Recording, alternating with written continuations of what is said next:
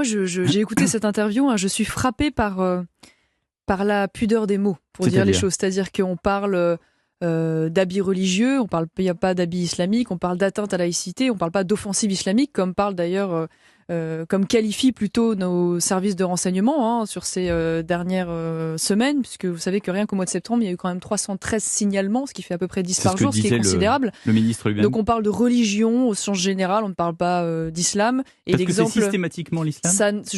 Alors objectivement, je pense que ça concerne à peu près 99,9% des cas. Voilà, Quel est votre je vous le dis à l'instinct, mais sincèrement, tous les cas et tous les signalements qui sont systématiquement évoqués sont toujours des questions relatives au voile ou à des tenues liées à l'islam. Faut dire les choses telles qu'elles sont. Je veux dire, vous n'avez pas des étudiants qui arrivent en hurlant le paternoster. Alors là, il y a un exemple qui a été cité, qui est assez amusant d'ailleurs. On voit bien la connotation politique d'avoir manifestement un t-shirt avec des inscriptions en latin. Je ne crois pas que ce soit le sujet aujourd'hui au sein de l'éducation nationale, disons-le franchement. Et pourquoi je vous dis cela ?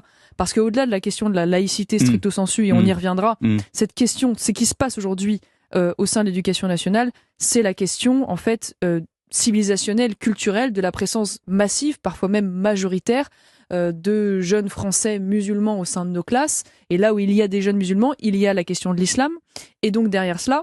Donc il y a un danger. Non, il y a la question du refus d'adhésion au concept ou à la valeur de la laïcité.